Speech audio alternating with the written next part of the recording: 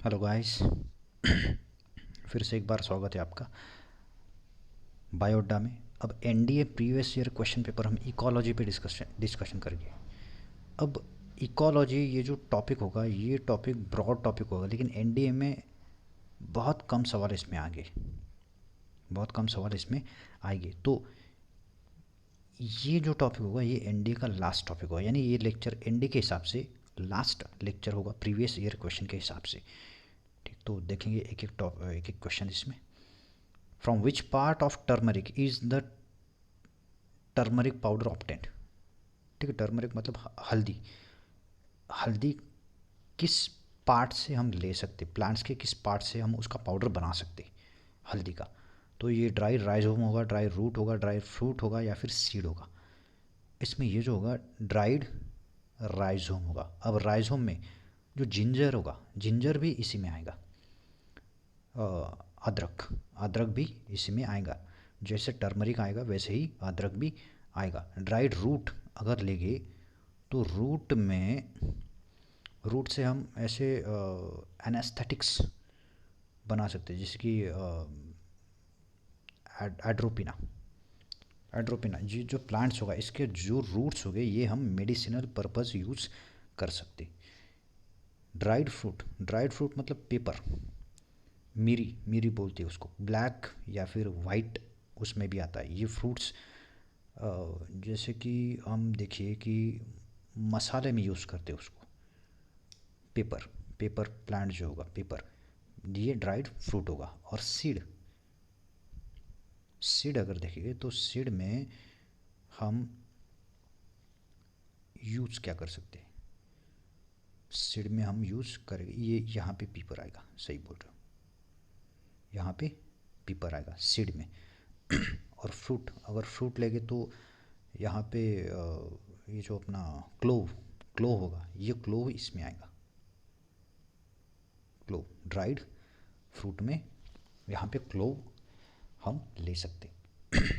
ठीक, तो इसका अगर टर्मरिक का देखा जाए तो टर्मरिक में ड्राइड राइजोम, ये आंसर सही रहेगा। ठीक, तो और क्या डिस्कस कर सकते हैं इस पे। ठीक, देखेंगे next. Leaves of which of the following plants are not use for the rearing of silkworm. ऐसे कौन से लीव्स हो गए कि जो सिल्कवर्म रेयरिंग में यूज़ नहीं होने वाले। तो मलबरी, कैस्टर, ओक या फिर टीक। ये कैसा सवाल है। इसमें यूज़ किया है not use for the rearing of silkworm. तो अगर क्वेश्चन ऐसा है तो मलबरी, कैस्टर, ओक और टीक ये चारों के चारों यूज़ होने वाले, ये चारों के चारों कमर्शियल यूज़ होने वाले, कमर्शियल यूज़ यहाँ पे होने वाले। तो ये जो क्वेश्चन है, क्वेश्चन सही है लेकिन ऑप्शन यहाँ पे गलत है, ऑप्शन यहाँ पे गलत है। ठीक, ध्यान में रखना है कि मलबरी, कैस्टर, ओक और टीक ये चारों के लीव्स हम सिल्कवर्म रेयरिंग में यूज़ कर सकते हैं और वो कमर्शियली यूज़ कर सकते हैं।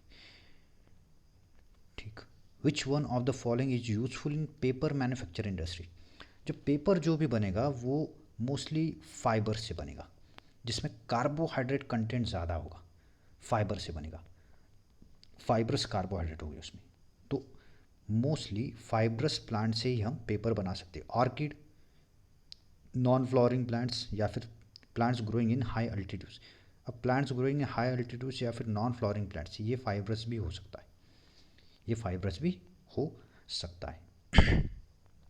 ठीक, मोस्टली अगर देखा जाए प्रॉपर आंसर अगर आएगा तो ये क्या होगा, फाइब्रस प्लांट।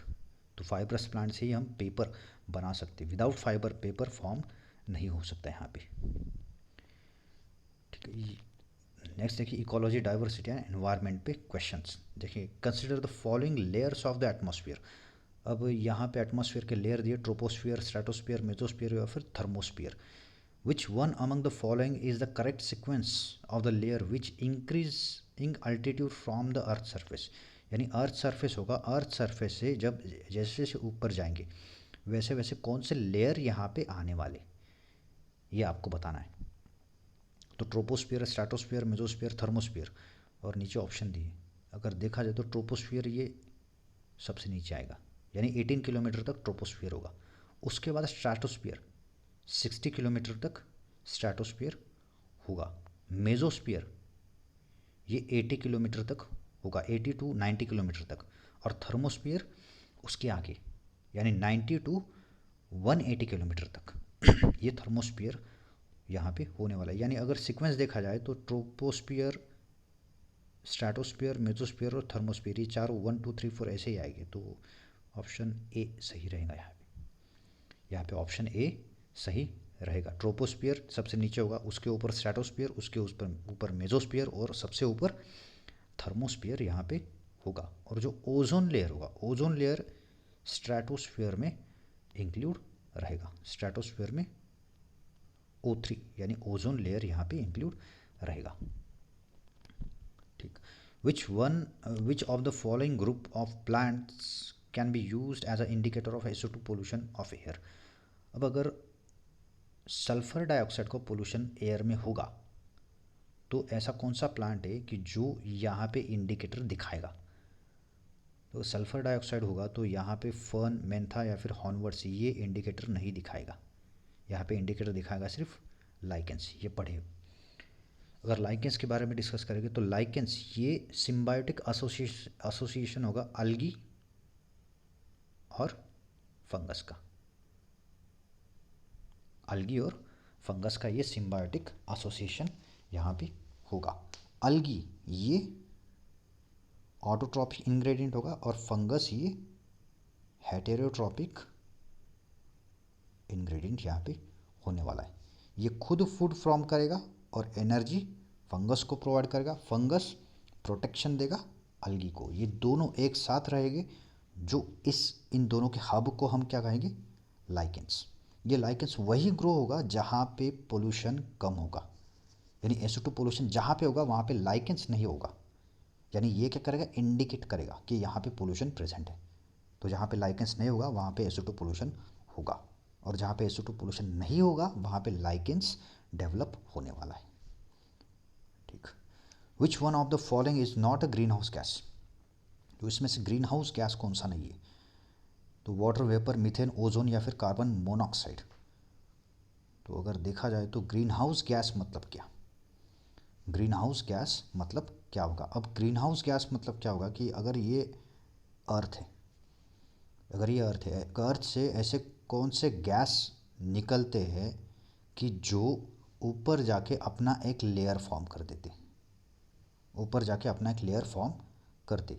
ये लेयर क्या करेगा, जो भी सन से जो भी रेज आएगी वो रेज अर्थ पे गिरेगी, अर्थ उन्हें रिफ्लेक्ट करेगी। तो ये जो लेयर है, गैसेस लेयर, ये क्या करेगी, इस हीट को ट्रैप कर लेगी, इस हीट को ट्रैप कर लेगी। और ये ट्रैपिंग हीट फिर से अर्थ की तरफ शिफ्ट करेगी, फिर से अर्थ की तरफ शिफ्ट करेगी। यानी अर्थ का टेम्परेचर क्या होगा, हाई टेम्परेचर हो जाएगा यहाँ पे। उन्हें क्या कहेंगे, ग्रीन हाउस गैसेस। तो ऐसे अगर देखा जाए तो वाटर वेपर भी ग्रीन हाउस हम कह सकते। मीथेन तो है ही ग्रीन हाउस गैस, या फिर ओजोन को भी हम ग्रीन हाउस गैस कह सकते कि ओजोन अल्ट्रावायलेट रेज को एब्सॉर्ब कर लेता है और जो अनहार्मफुल रेज है वो नीचे भेजता है। तो ओजोन को भी हम ग्रीन हाउस गैस में इंक्लूड कर सकते। तो क्वेश्चन में पूछा है कि नॉट, कौन सा इसमें इंक्लूड नहीं होगा। तो सेपरेट अगर स्पेसिफिक आंसर दिया जाए तो कार्बन मोनोऑक्साइड इनमें इंक्लूड नहीं होगा। जो कार्बन मोनोऑक्साइड होगा ये ग्रीन हाउस गैस में इंक्लूड नहीं होगा। लेकिन वाटर वेपर, मीथेन या फिर ओजोन ये ग्रीन हाउस गैस में इंक्लूड होने वाले। ये अर्थ पे ऐसा टेम्परेचर होगा या किसी और प्लैनेट पे भी ग्रीन हाउस गैस होने वाले तो होगा। विदाउट ग्रीन हाउस गैस कोई प्लैनेट वहाँ पे अभी तक नहीं मिला है, विदाउट ग्रीन हाउस गैस। अगर विदाउट ग्रीन हाउस गैस होगा तो वहाँ पे पूरा का पूरा आइसी सरफेस होगा, पूरा आइसी सरफेस वहाँ पे होने वाला है। तो या फिर वो इतना दूर होगा कि सन का लाइट उसकी तरफ पहुँचेगा नहीं। यानी वाटर वेपर अगर देखा जाए तो वाटर वेपर क्या करेगा, अगर कोई भी मॉइस्ट एनवायरनमेंट में आप जाओगे, यानी जैसे कि मुंबई में आप जाओगे तो मुंबई में क्या होगा कि आपको स्वेट बहुत ज़्यादा आएगा। तो स्वेट किसकी वजह से आएगा, वहाँ पे सी है, समंदर है वहाँ पे। जब समंदर का हीट, समंदर का इवापरेशन होगा तो वाटर वेपर वहाँ पे फॉर्म होंगे, और ये वाटर वेपर क्या करेंगे, लाइट ट्रैप करके हीट फिर से अर्थ सरफेस पे शिफ्ट करेंगे। अब अर्थ सरफेस से शिफ्ट करेंगे तो अर्थ सरफेस वार्म होगा। यानी अगर मुंबई में जाओगे तो वहाँ पे आप विंटर सीज़न सेंस नहीं कर सकते हो। बहुत कम विंटर सीज़न आपको वहाँ पे सेंस करने के लिए मिलेगा। आप वहाँ पे अनुभव कर सकते हो विंटर सीज़न का बहुत कम। लेकिन सनी यानी ये वाला समर सीज़न, जो समर सीज़न होगा वो आप बहुत ज़्यादा वहाँ पे देख सकते हो, समर या फिर रेनी सीज़न। लेकिन विंटर सीज़न वहाँ पे नहीं मिलेगा। क्यों नहीं मिलेगा? वाटर वेपर की वजह से वहाँ पे नहीं मिलेगा। और ओजोन का तो पता ही दिया है कि ये लाइट एब्जॉर्ब करेगा, यानी अल्ट्रा वायलेट लाइट एब्जॉर्ब करेगा। मीथेन भी वैसा ही होगा। मीथेन भी क्या करेगा, लाइट एब्जॉर्ब करके वो फिर से रिफ्लेक्ट करेगा अर्थ की तरफ। विदाउट दिस लाइफ पे अर्थ फॉर्म भी नहीं होगी। ग्रीन हाउस गैसेस अगर नहीं होते तो लाइफ अर्थ पे फॉर्म नहीं होती। तो कैसे नहीं होती देखते। तो अगर ये अर्थ सरफेस होगा, ग्रीन हाउस गैस मतलब वाटर वेपर, ओजोन और मीथेन, अगर ये तीनों का क्वांटिटी अगर एक लेवल तक होगा तो हम इसे हेल्पफुल कहेंगे, हेल्पफुल एनवायरनमेंट कहेंगे। लेकिन अगर इनका क्वांटिटी हद से ज़्यादा बढ़ गया, हद से अगर ज़्यादा बढ़ गया इनका क्वांटिटी, तो हम क्या कहेंगे, इसे पोल्यूशन। हम इसे पोल्यूशन कहेंगे और वो इफेक्ट दिखाएगा as a green house gas. ऐसे ये ग्रीन हाउस गैस ये इफेक्ट दिखाने वाला है। लेकिन विदाउट दिस कोई लाइफ अर्थ पे नहीं होता, एक लेवल तक। लेकिन हर एक लेवल के बाद क्या होगा, ये इफेक्ट दिखाना शुरू करेगा एज ए पोल्यूशन, और उसे हम ग्रीन हाउस गैस कहेंगे। तो सही आंसर अगर देखा जाए तो इसमें कार्बन मोनोऑक्साइड होगा। कार्बन मोनोऑक्साइड ये ग्रीन हाउस गैस में इंक्लूड नहीं होगा। ठीक। साल ट्री इज, अब साल जो ट्री होगा ये क्या होगा, साल ट्री एनवायरनमेंट के नाम दिए, tropical evergreen environment, tropical semi evergreen tree, dry deciduous tree, या फिर मॉइस्ट डेसिडुअस ट्री। तो साल अगर देखा जाए तो साल मॉइस्ट डेसिडुअस ट्री में आएगा, जहाँ पे एनवायरनमेंट बहुत ज़्यादा मॉइस्टी होगा, वहाँ पे जहाँ पे वाटर वेपर एनवायरनमेंट में बहुत ज़्यादा कंटेंट में होगा, वहाँ पे साल ट्री बहुत ज़्यादा डेवलप होने वाला है। लेकिन ड्राई डेसिडुअस में साल ट्री यहाँ पे ड्राई डेसिडुअस में नहीं मिलेगा। ट्रॉपिकल सेमी एवरग्रीन, ये एवरग्रीन अगर देखा जाए तो यहाँ पे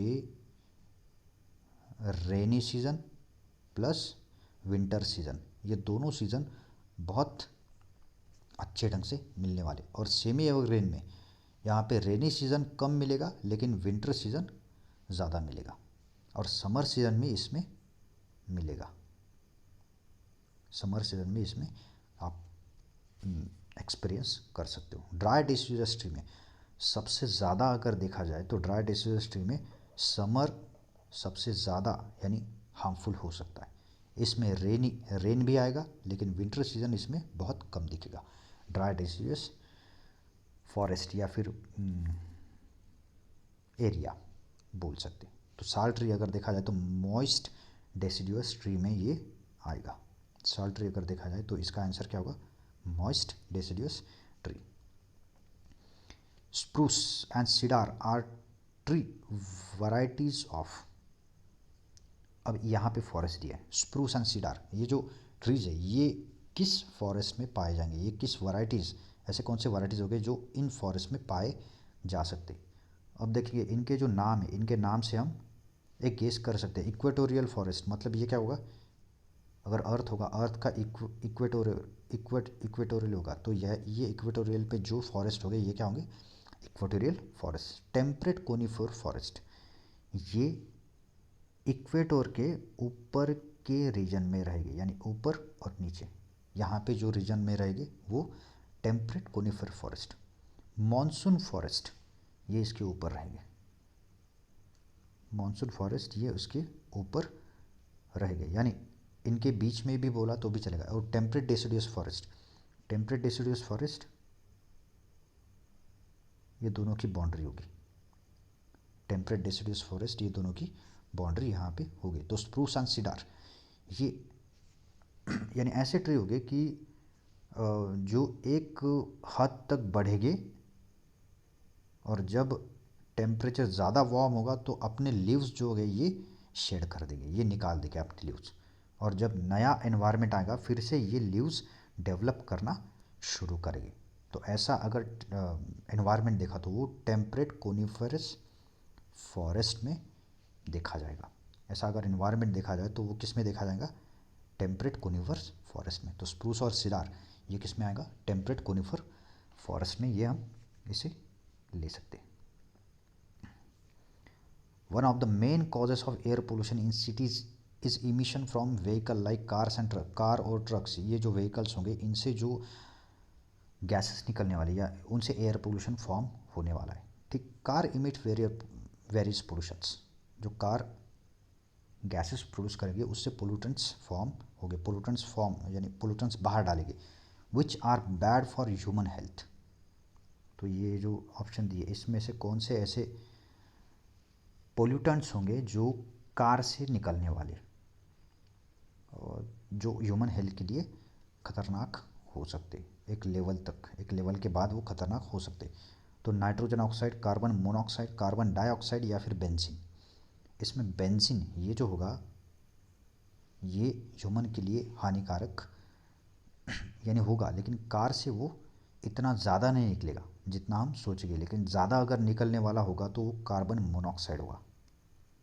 वो क्या होगा, कार्बन मोनोऑक्साइड या फिर कार्बन डाइऑक्साइड या फिर नाइट्रस ऑक्साइड, यानी ये तीनों जो होंगे ये तीनों कार फ्यूम्स से बहुत ज़्यादा ये बाहर निकलने वाले। तो ये जब एनवायरनमेंट में आएंगे तो एनवायरनमेंट में जो भी ह्यूमंस हो गए उस एनवायरनमेंट में उनके रेस्पिरेटरी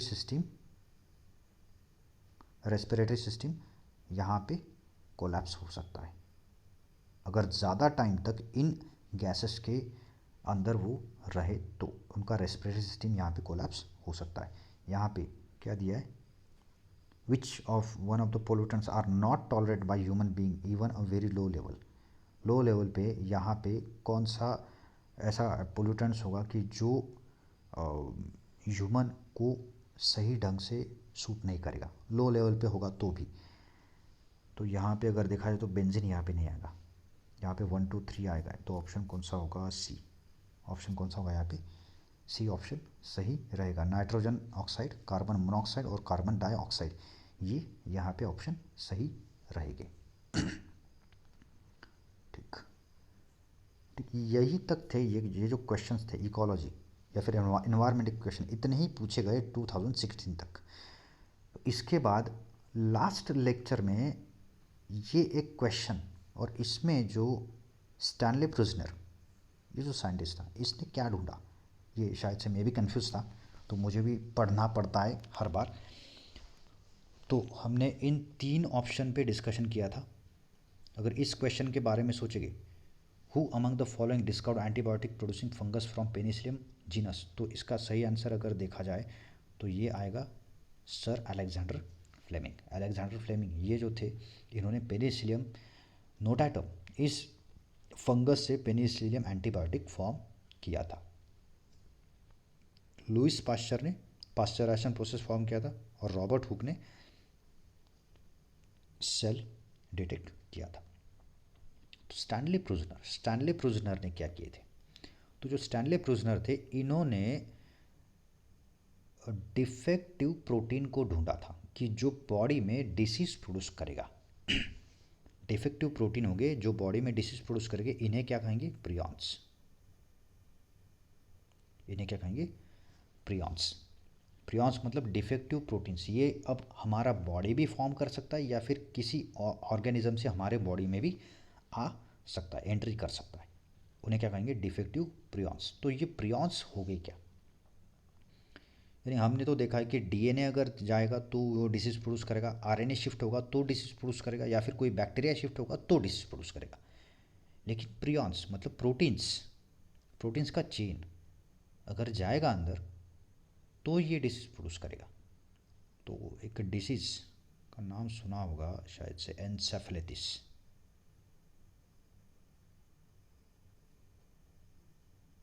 एनसेफेलिटिस एनसेफेलिटिस मतलब ये डिसीज़ ब्रेन में जाके ब्रेन को हार्म करेगा। यानी एक तो आदमी कोमा में जाएगा या डेथ हो सकता है, या फिर वो ज़्यादा टाइम तक जी नहीं सकता है यहाँ पे अगर जिसे एनसेफेलिटिस हुआ है। तो जो ऑर्गेनिज्म हो गए, हायर ऑर्गेनिज्म, उनमें भी एनसेफेलिटिस हो सकता है। प्लांट्स में भी ये पहली बार डिटेक्ट किया गया था एनसेफेलिटिस, प्रियॉन्स। तो प्रियॉन्स होगी क्या एक्चुअली? तो अब देखिए, कल या फिर किसी और लेक्चर में मैंने डिस्कस किया था कि अगर सेंट्रल डॉग्मा देखेंगे तो हमारे बॉडी में डिवीजन जो होगा वो डीएनए से होगा। तो डीएनए से एमआरएनए फॉर्म होगा और एमआरएनए से प्रोटीन्स फॉर्म होगी। एमआरएनए से प्रोटीन्स फॉर्म होगी, यानी प्रोटीन्स फॉर्म हो गए, प्रोटीन्स बनेंगे अमाइनो एसिड की चेन से। ये अगर अमाइनो एसिड होगी तो इनका चेन मतलब क्या होगा, इसको हम प्रोटीन कहेंगे। अब ये प्रोटीन इनएक्टिव होगा। जब ये प्रॉपर फोल्डिंग करेगा, जब ये प्रोटीन प्रॉपर फोल्डिंग करेगा तो ये फंक्शनल होगा, तो ये फंक्शनल होगा। लेकिन इस फोल्डिंग में अगर कोई प्रॉब्लम हुआ, इस फोल्डिंग में अगर कोई प्रॉब्लम हुआ, इस फोल्डिंग में अगर कोई प्रॉब्लम हुआ तो क्या होगा, ये प्रोटीन दो तरह से हमारे बॉडी पे एक्ट होगा। एक तो बॉडी उसे डाइजेस्ट कर देगा, एक तो बॉडी उसे डाइजेस्ट कर देगा यानी किल कर देगा और as a waste material body के बाहर शिफ्ट कर देगा, या फिर ये प्रोटीन डिसीज प्रोड्यूस करेगा। ये प्रोटीन डिसीज प्रोड्यूस करेगा, इसे हम क्या कहेंगे, प्रियॉन्स। और वही ढूंढा था स्टैनली प्रूजनर ने, लेकिन दूसरे के बॉडी में ढूंढा था जो कि उसके खुद के प्रोटीन्स नहीं थे, वो किसी और से वो प्रोटीन्स आए थे और उसके बॉडी पे हार्म कर रहे थे। उन्हें क्या नाम दिया, प्रियॉन्स। ठीक ठीक, बायो अड्डा के लेक्चर सुनने के लिए थैंक यू। और अगर पसंद आए तो प्लीज़ सब्सक्राइब कीजिएगा, लाइक कीजिएगा और कमेंट भी दीजिएगा। ये जो लेक्चर था ये लास्ट लेक्चर था एनडीए के जो प्रीवियस ईयर क्वेश्चंस थे उनके ऊपर। ठीक, थैंक यू।